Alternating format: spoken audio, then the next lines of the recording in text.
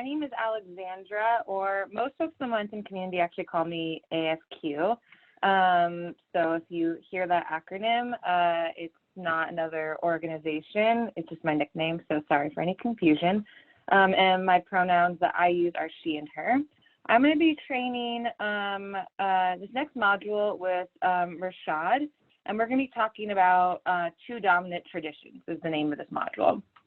But before we jump into that, just very briefly, I just wanted to introduce myself a little bit and how I came into the Momentum community.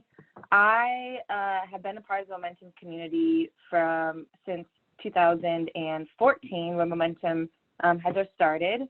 And for me, it came at a very critical time in the organizing and movement building work, well, actually, lack of movement building work, organizing that I was doing that didn't have a very strong movement focus, I look back on now.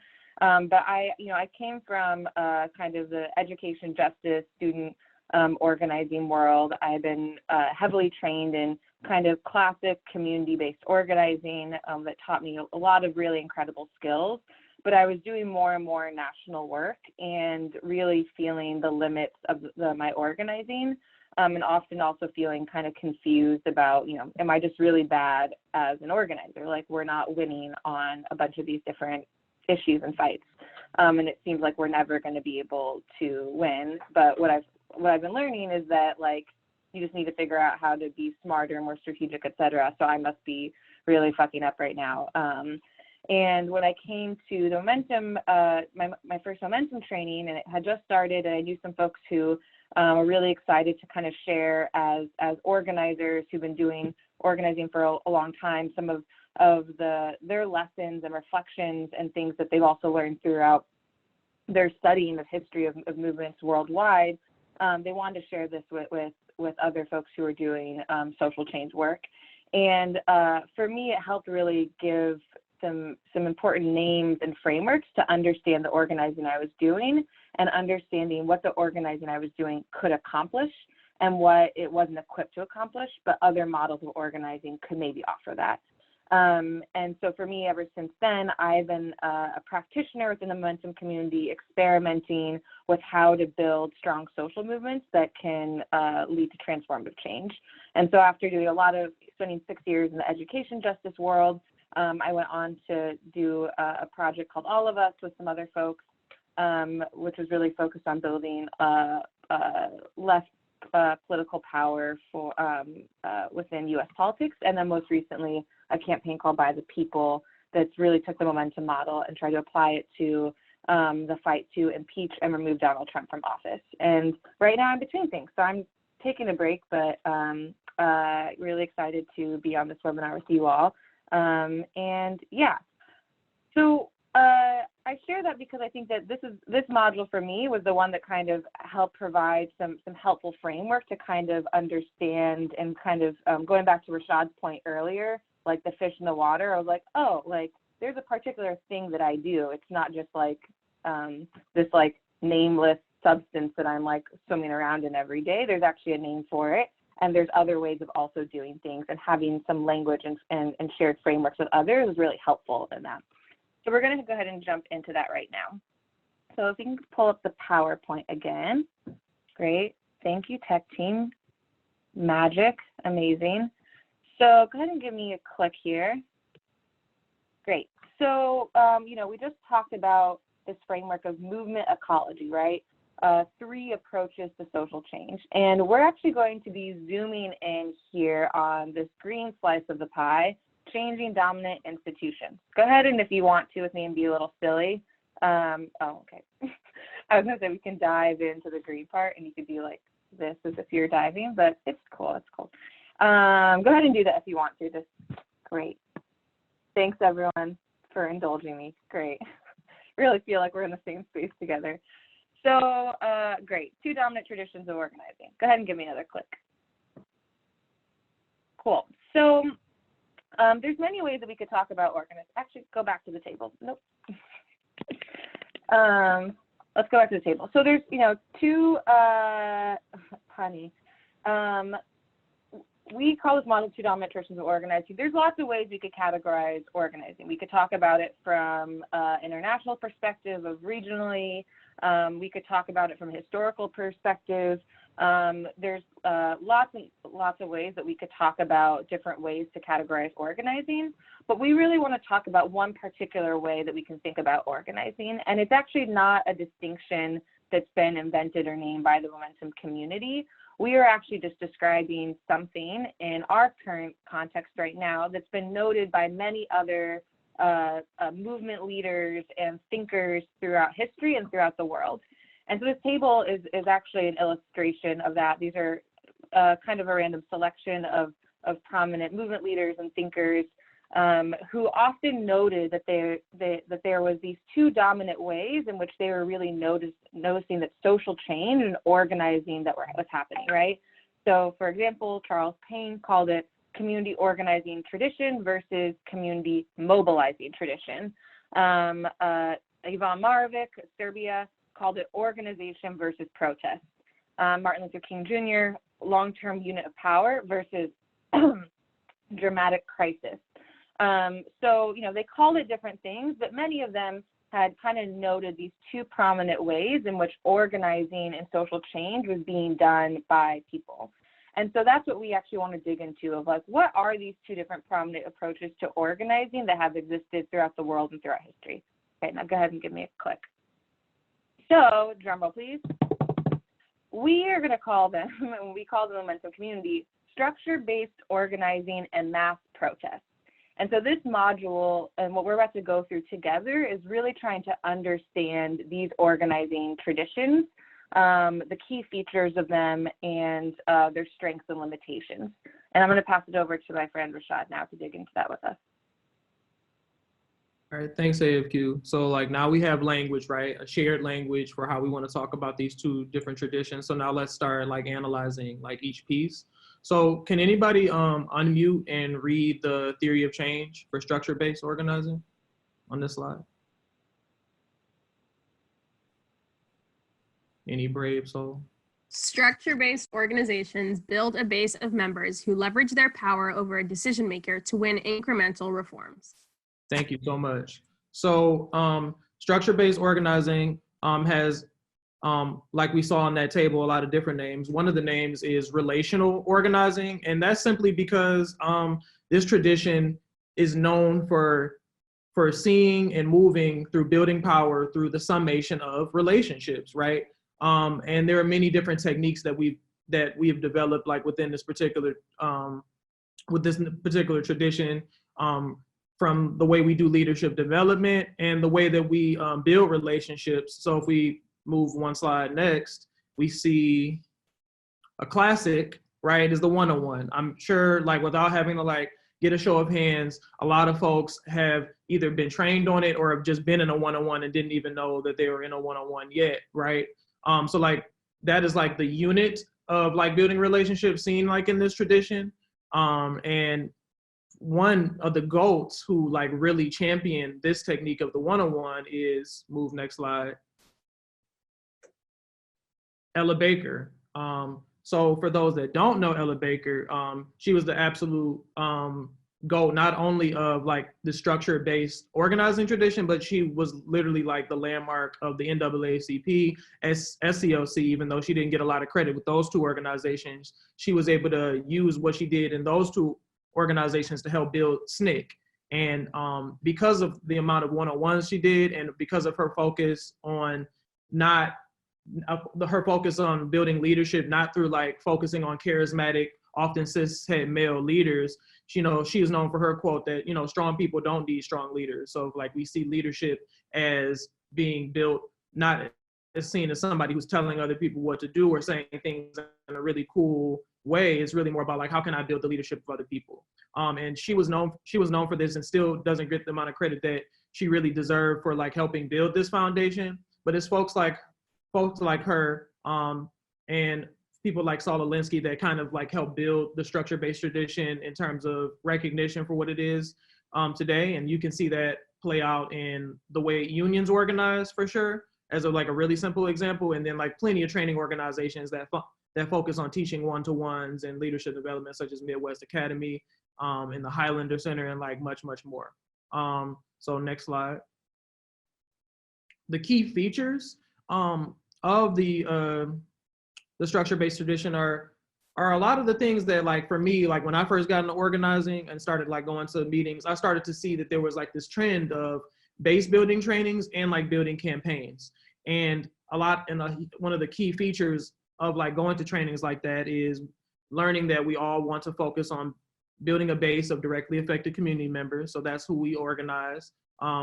We win by getting these concrete instrumental reforms that we like pose in the form of demands for a campaign. How we win is mobilizing and organizing different structures. So either campuses, congregations, already existing structures, or building our own membership base as a structure to pressure a decision maker, and building power by what MLK said, the long-term unit of power, deep leadership development and relationship building.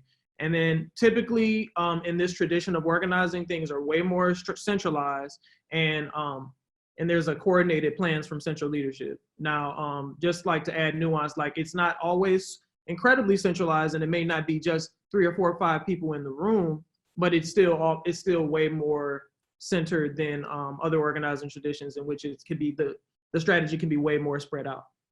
And speaking of other traditions, let's move to the next slide and let's talk about the mass protest tradition. So even though I got a lot of experience doing structure-based work, at the end of the day, me and probably a lot of the other folks on this call is like we got activated through that first mass protest, right?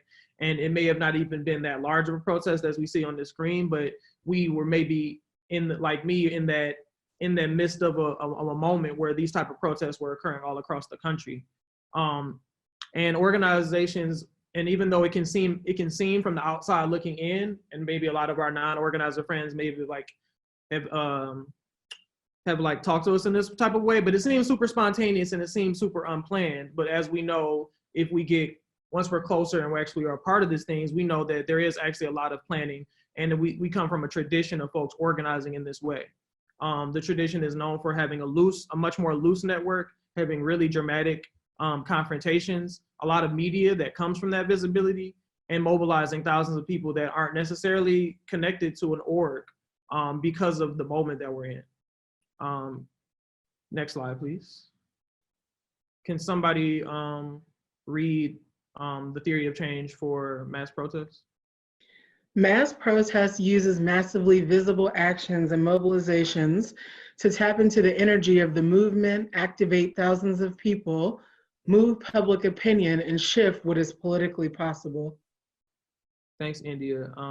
So yeah, like a lot of times folks talk about, oh, what does this form of organizing win? And a lot of times, really, if you think about a lot of these major moments that we've had, there's always this huge shift of energy. And from that energy, so much more can become possible from doing these type of demonstrations. And like AFQ was saying, we're not inventing a lot of this stuff, because if you look at the next slide, you'll see that MLK pretty much had his own quote for that pretty much aligned directly with what we're talking about. It's about creating a crisis. And from that tension, possibility like emerges. Next slide, please. So we have plenty of examples of mass protests emerging. We have Black Lives Matter, especially when it first kicked off, the Hong Kong umbrella movement in China, Standing Rock, and then with every tradition, we also have a lot of thinkers. And I don't really like the term of just like, the thinker that like just knows all the things, but these are the people that have gotten credit for it, just to be real. So we have folks like James Lawson, Francis Fox Piven, and then we have training orgs that like help with the protest tradition, such as Blackout Collective, which directly came out of the movement for Black Lives, Greenpeace, and Beautiful Trouble. Next slide, please. So the key features of mass action and mass protest is who they organize. So it's being whoever is moved to show up and feels affinity, which is a little different, right, from like that one-to-one meeting. Instead of one-to-oneing like literally everybody in the city, if you build a mass energy, people come to it because of that energy. What we win is shifts in public opinion on what is possible. We win by having actions that do generate the visibility we need, and we build power by doing so much mobilization to get people to then act, vote, and agree with the movement. And typical organization is a lot more decentralized, right? It's a lot different from making a meeting and saying, hey, we're gonna fly some people out and do this protest, in San Diego, when that protest is already happening just because of the energy that's being moved into it. And I'm gonna pass it to AFQ to talk about a particular feature of this tradition. Yeah, thanks, Rashad. So we want to offer a term that we use a lot within the Momentum community, in which we call it the moment of the whirlwind. And essentially, this is something that happens independently, externally in the political and public world, but has a deep relationship to successful and prominent mass protests. And essentially, what we're describing here is this kind of phenomena in which almost anything seems possible. That the rules of the game, what's politically been possible before, is now drastically either up for grabs or has changed overnight. It seems kind of sudden. And perhaps people who have never taken action before are suddenly coming out of the woodwork. It's the kind of thing where, typically when feels like you're dragging people to come to meetings or demonstrations, etc. In a moment like this, you can just put up a Facebook event and 1,000 people will RSVP, which is like not typical for your group. This is essentially what we call a moment of the whirlwind, where something has happened, the political weather has drastically changed. There's a ton of momentum, a ton of energy that exists in the public and the base, and people are like itching to get involved, to take action, to mobilize. And this is a key feature when it comes to mass protests. Sometimes, the protest or the movement has existed before, and sometimes actually those moments are actually born out of the moment of the whirlwind itself. And so this is a really important key feature to understand mass protests, because the successful ones actually are able to create a huge shift or be in relationship to a huge shift in what's been politically possible. So we've now gone through the two dominant traditions of organizing, and now we're going to kind of play with this framework a little bit more. Go ahead and give me a click. We're going to do a group activity, and we're going to talk more about strengths and weaknesses of both these traditions. And we're going to do this together, almost like a group flip chart paper in which each of us has a pen. So if I can get one of the tech support folks to, yeah, great, perfect. So folks can go to the chat. You'll see that there's a link there, bit.ly/POCM slides. If you don't already have this document open, go ahead and keep this open, because we're actually going to have this, we're going to be continuing to use this slide deck for all of our interactive activities for the rest of today. And you're going to go ahead and go to slide 5. So I'll give everyone a second to do that. Go ahead and open that document and then go to slide 5.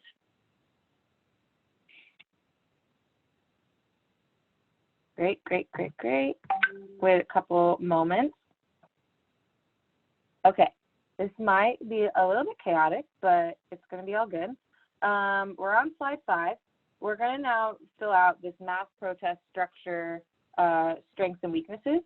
And so I'm going to give folks just a couple minutes, and this is just a group brainstorm. So in silence, we'll all add to this. So whatever, great, people are already adding to it. Do it, do it, do it, love it.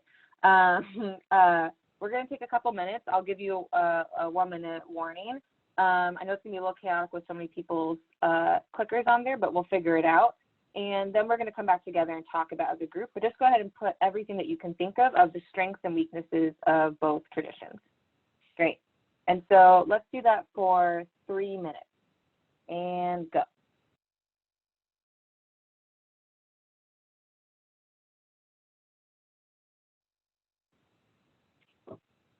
About 90 seconds. And if you don't have anything else left to add, go ahead and take this time as well to read what other folks have written so far. Okay, and again, if you haven't had a chance to read what folks have put down, go ahead and do that now. There's a lot of really, really great insights here.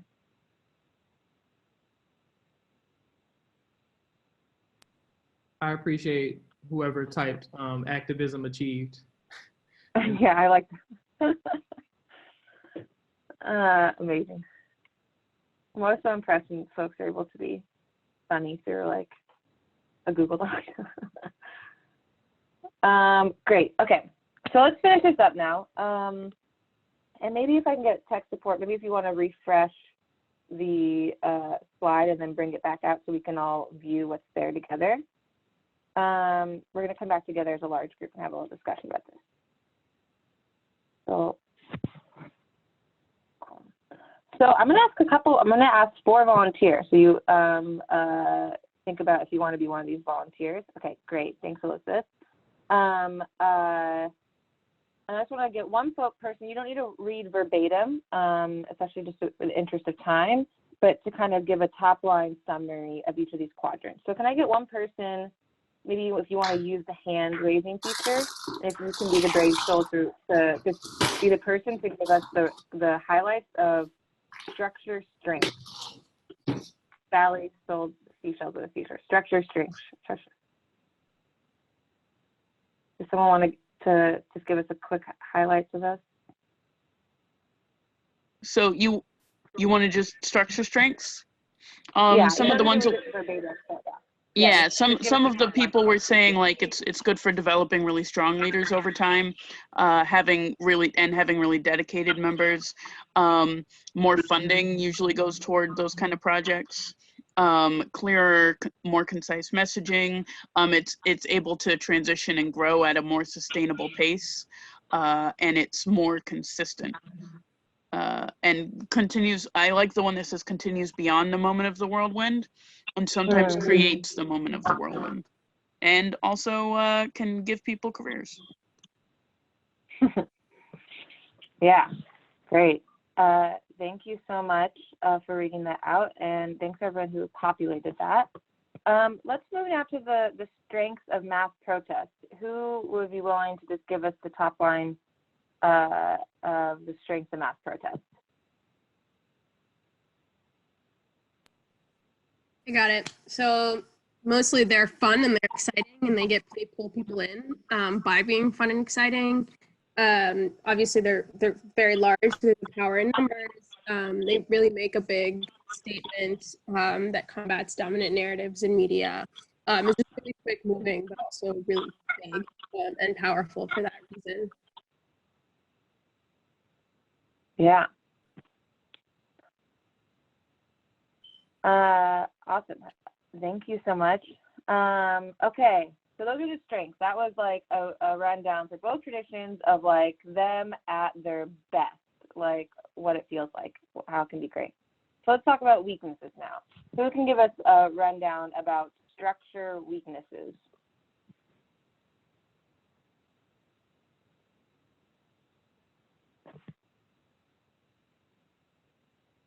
I can go. This is Adiel. Oftentimes there's like hierarchical leadership limited by like funding and funder restraints. Sometimes there's a lack of urgency, not being willing to take risks or go outside of the norms of like the way things have always been done. And yeah, those were a couple of things that stood out. There are other great ones in there, but just to report back. Thank you, Adiel. Yeah. Great. Let's get someone to volunteer to do the weaknesses of mass protest.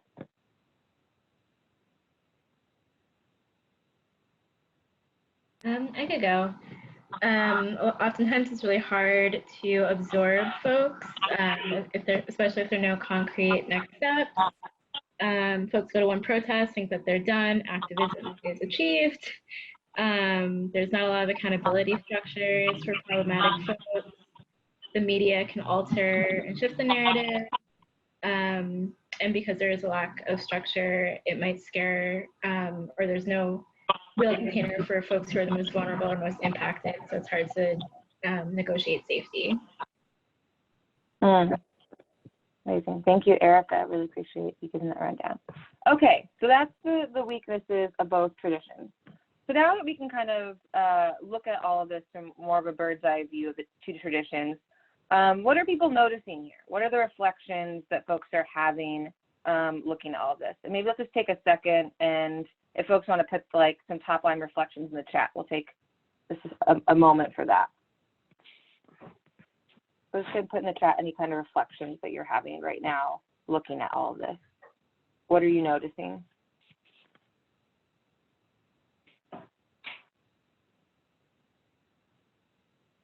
I see if there's someone asked to repeat that. The question is just what are you noticing right now? Any reflections that you're having? What's on your mind? I'm looking at, after doing this exercise, I'm looking at this table here. So I'm seeing what constitute healthy leadership dynamics. Yeah. Also, yes, very smart people on this call. People had no issue filling this out.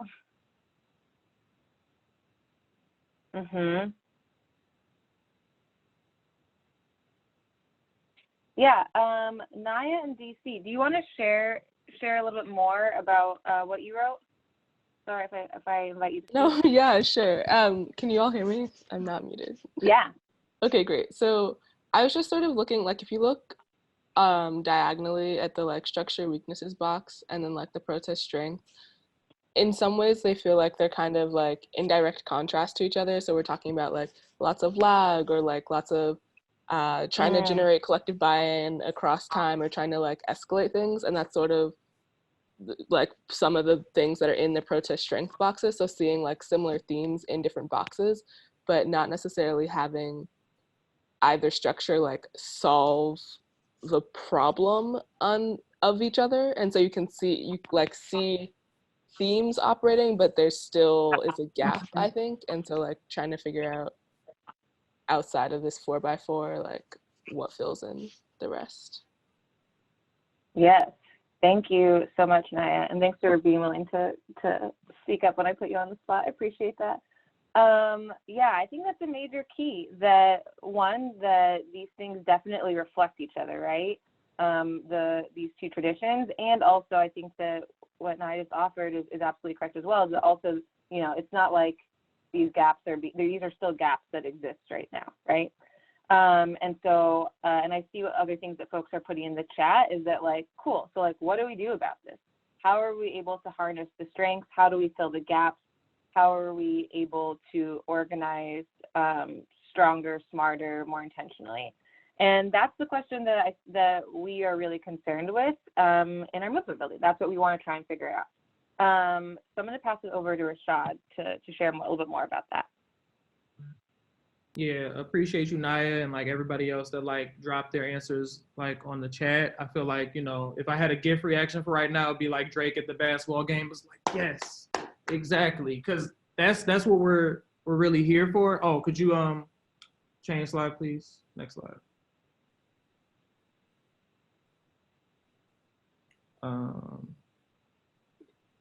So transparency. My computer is acting up. Is the liger on the page for folks?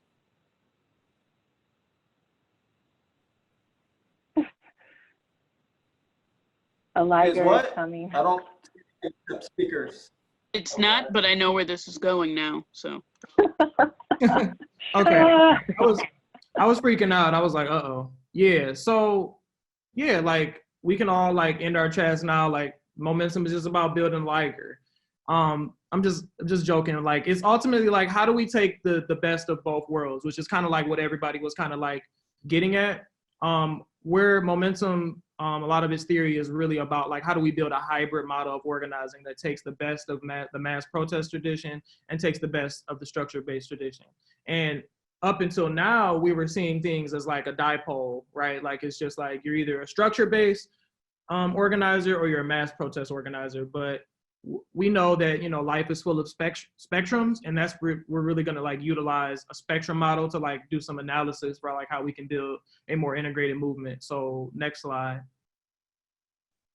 So if we made a diagram, a graph like with structure all the way on the left of the spectrum and mass protest all the way on the right of the spectrum, we can start thinking of like examples of like where we would put some of our different like organizations and organizing styles at. So just like really quickly on the chat, can people drop maybe some examples that you think fit more on the left in the structure side? Like what are some examples of organizations or movements that were like more on the left? ACLU, yeah, very structural. Unions, perfect example, all the way on the left in terms of structure, like very based on your employment. National Education Association, excellent. So now can we drop some for those that are like more leaning to the right? Occupy, exactly. Women's March, exactly. Arab Spring, yeah. All of the, yes. Anti-war stuff, yes. Excellent. All that stuff is like really super far right. Not politically, no. Like we're not. This is not what we're here for. These are great examples. So let's move to the next slide. And let's see. Yeah, let's see some stuff that's already been pre-populated here.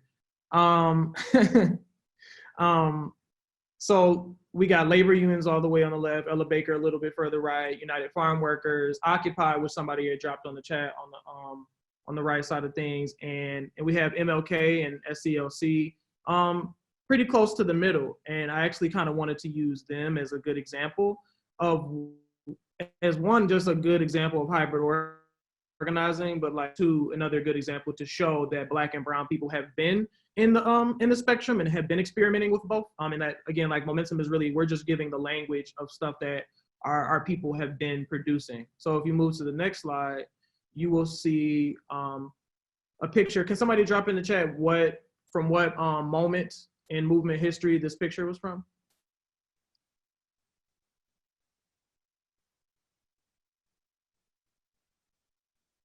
Yeah, Children's March in Birmingham. Yeah.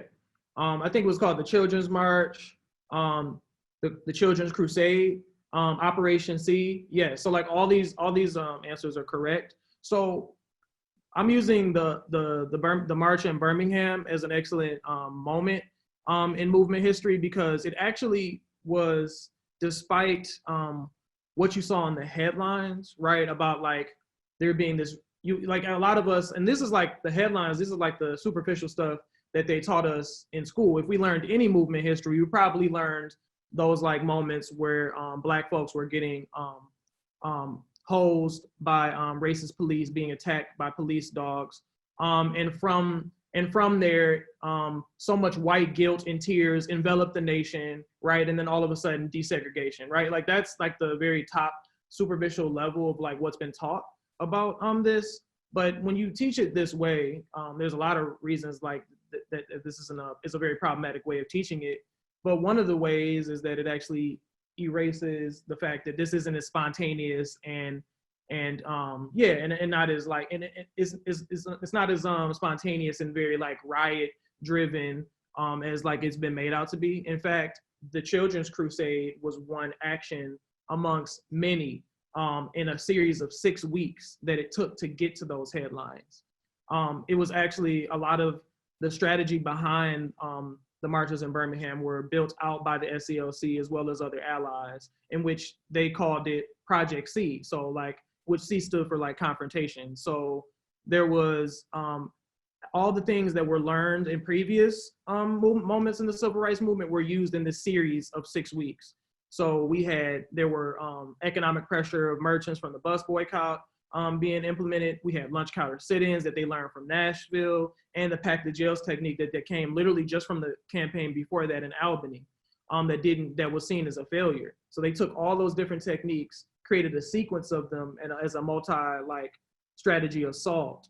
And from there, they were able to generate these headlines and generate so much mass visibility, not because of just one moment of anger, but actually for a very well coordinated collection of strategists and organizers that helped build this. Because of their past experiences, whether it was seen as a success or a failure, they hybridized these things from the structure and the strategy that they learned, and also like the mass protest side of thing when it came to messaging and techniques around strategic nonviolence. So just like this is just all just to say like our folks have been doing this, and it's really more about like how do we continue to harvest this knowledge of building a hybrid. So an example that lives outside the US, can somebody change the slide, please, was from a movement in Serbia called Otpor. One of the leaders was Ivan Marovic, and they actually ousted an entire dictator using a hybrid approach. And like through like months and months of like demonstrations that caused a lot of disruption but didn't cause any long-term change, they then decided to add what was called a mass training to get people like tangible skills to continue to build a sustainable movement. And that mass training program, even though Ivan only trained about 100 people, it escalated to thousands by like creating a hybrid model. And he was noted for saying, like, I've been in many countries after the failure of mass protests, including his, and he said it is in this time when they have the revelation that they need both protest and organization. So just another time and another place that has come to like similar realization. And next slide. So like finally, we just want a positive momentum as one of those models for integration. We believe that in order to scale up and win, we have to experiment with some form of a hybrid model, which is integrating the best of structure and the best of mass protests. And from there, our movements can be a lot more sustainable and grow in a much more like thriving way. And like the rest of the content is talking about how exactly do we do this beyond the revelation. So that's the content for this module. I can pass it off to any host or anybody that wants to give a closing thought. Yeah, thank you so much, Rashad. And thank you, everyone. We're going to take a break right now. I know that folks have been sitting at their computers. They've been offering a lot of knowledge. They've been taking in a lot of knowledge. So we're going to take a break. We're going to come back at 3:15 p.m. Eastern time. And that's 12:15 West Coast time. And I apologize for not doing everyone's math right now for all the time zones that are here, but that's it's a little less than 30 minutes from now. So just invite you all, take this break, go to the bathroom, get food, water, get some fresh air, and we'll be back and see you on this Zoom at 3:15 Eastern time, a little less than 30 minutes from now. And yeah, thank you all so much.